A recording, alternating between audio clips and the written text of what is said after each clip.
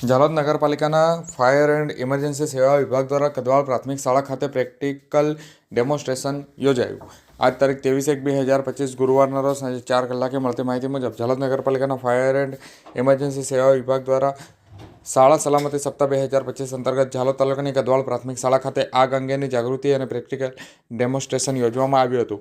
આ કાર્યક્રમ હેઠળ ઝાલોદ નગરપાલિકાના ફાયર એન્ડ ઇમરજન્સી સેવા વિભાગના ટીમ દ્વારા શાળાના વિદ્યાર્થીઓને આગ અંગેની પ્રાથમિક માહિતી આપવામાં આવી હતી અને એ સાથે વિવિધ વર્ગની આગ માટે પ્રેક્ટિકલ ડેમોન્સ્ટ્રેશન યોજવામાં આવ્યું હતું. આકસ્મિક રીતે આગ લાગી હોય એવી પરિસ્થિતિમાં તાત્કાલિકપણે લેવાના નિર્ણય, કેવી રીતે પ્રાથમિક પગલાં લેવા, ફાઇટિંગ ઉપકરણોમાં ઉપયોગમાં લેવાયેલા ફાયર ફાઇટિંગ ઉપકરણોમાં લાગેલ ફાયર સિસ્ટમની અસરકારક રીતે ઉપયોગ કેવી રીતે કરવો તેની તાલીમની જાણકારી આપવામાં આવી હતી.